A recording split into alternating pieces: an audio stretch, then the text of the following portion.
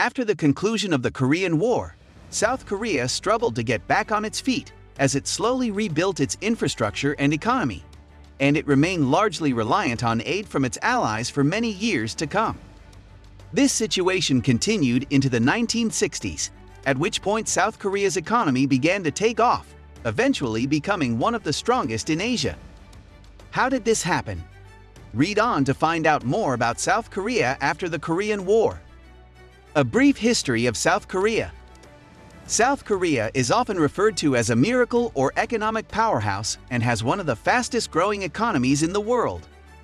However, this was not always the case.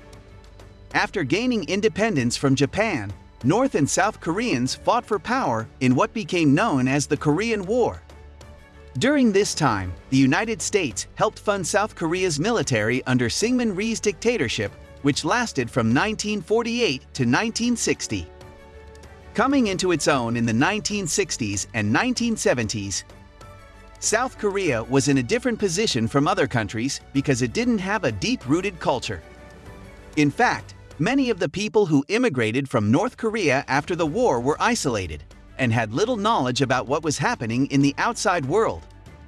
The country went through a period of lost decades that lasted until the 1960s and 1970s, when industries began opening up, sparking an economic boom. The rise of Korean wave culture. The rapid rise of K-pop and other elements of Korean wave culture in recent years, such as TV dramas and movies, has been attributed by some to a number of factors. For one thing, globalization has led people all over the world to have increased access to media from different cultures. It's also worth noting that Seoul is a remarkably vibrant city with an exciting nightlife scene and many cultural offerings. Of course, there are challenges here too. Many youths feel pressure to attend top universities so they can find stable careers. But overall, this country has seen remarkable growth and change since the end of the war. The North has remained impoverished, while the South experienced rapid economic growth, resulting in a significant disparity between them. North/South relations on a new footing.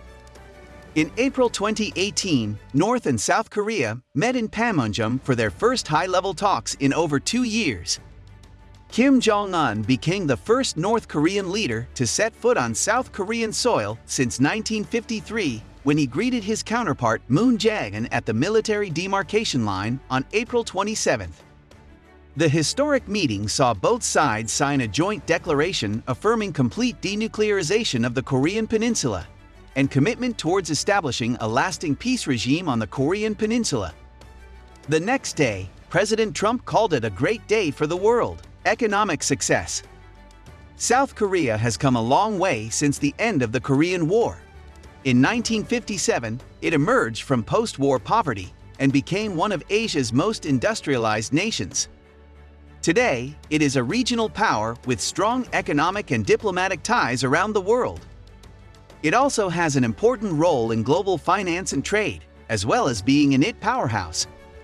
In 1997, the country reached its goal of becoming a fully developed nation, achieving success by focusing on investment in education and technology.